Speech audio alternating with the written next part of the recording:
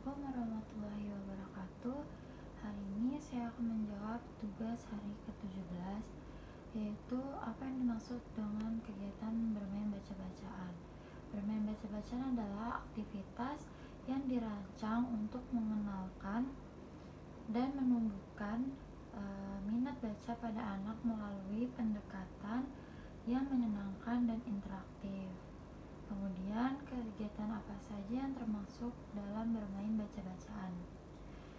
Beberapa kegiatan yaitu membaca cerita pendek secara bergantian, bermain tebak kata, menggunakan kartu huruf, menyusun kata dari huruf yang disebar, bermain peran dari cerita yang dibacakan. Kemudian, apa tujuan dari kegiatan bermain baca-bacaan? Yaitu meningkatkan minat baca pada anak, kemudian membantu anak mengenal huruf, kata dan makna secara menyenangkan, kemudian menstimulasi kemampuan berpikir anak. Selanjutnya, kapan kegiatan bermain baca-bacaan dilakukan oleh motivator? Saat awal pembelajaran untuk menarik perhatian anak, ketika anak mulai kehilangan fokus agar kembali bersemangat dalam belajar secara rutin sebagai bagian dari proses belajar yang efektif. Kemudian, mengapa kegiatan bermain baca-baca menjadi prioritas utama? Karena membaca adalah dasar dari pembelajaran. Kemudian, anak perlu memiliki minat baca untuk belajar hal lain.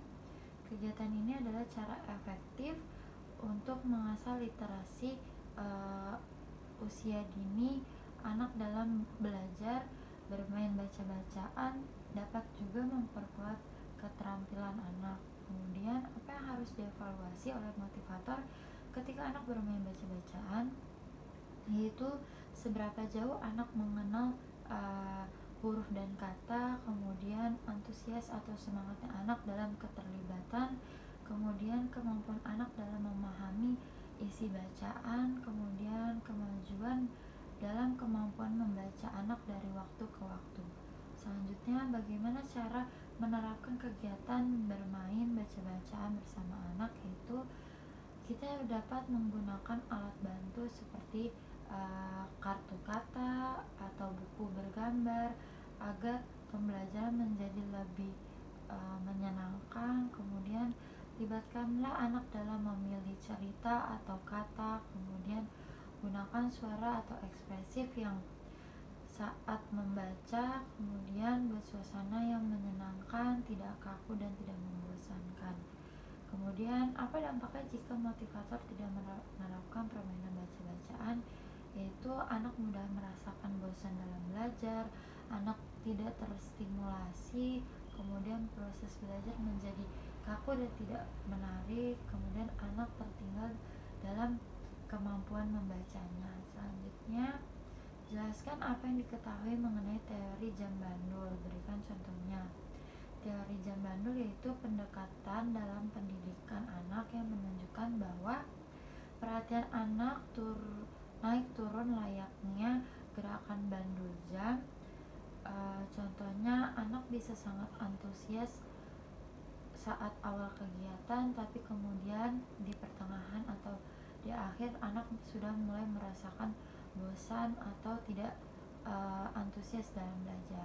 Selanjutnya, apa tujuan penerapan teori jam bandul? Tujuannya yaitu menyesuaikan metode pembelajaran dengan kondisi psikologis anak, mengatur ritme kegiatan belajar, menghindari kebosanan dan kejenuhan anak dalam belajar. Selanjutnya, kapan motivator menerapkan teori jam bandul? Yaitu saat anak mulai menunjukkan gejala bosan, lelah atau tidak fokus, kemudian ketika ingin menyegarkan kembali kondisi pembelajaran agar lebih menyenangkan, kemudian di tengah atau di akhir sesi belajar menjadi selingan penyegar atau ice breaking gitu.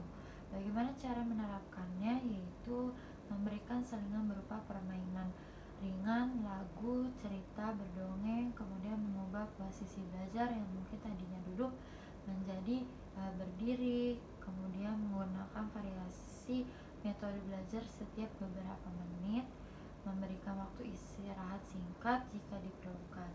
Selanjutnya, bagaimana jika motivator tidak menerapkan teori jam bandul? Yaitu anak muda merasakan jenuh atau kehilangan minat dalam belajar, kemudian pembelajaran menjadi monoton dan tidak efektif, kemudian anak menjadi tidak tertarik dengan pembelajaran. Selanjutnya, apa dampaknya jika motivator tidak menerapkan teori jam bandul? Dampaknya pembelajaran tidak maksimal karena anak merasa bosan dan tidak fokus ke dalam pembelajaran. Kemudian motivator kesulitan dalam mencapai tujuan pembelajaran karena anak tidak kooperatif. Terima kasih. Wassalamualaikum warahmatullahi wabarakatuh.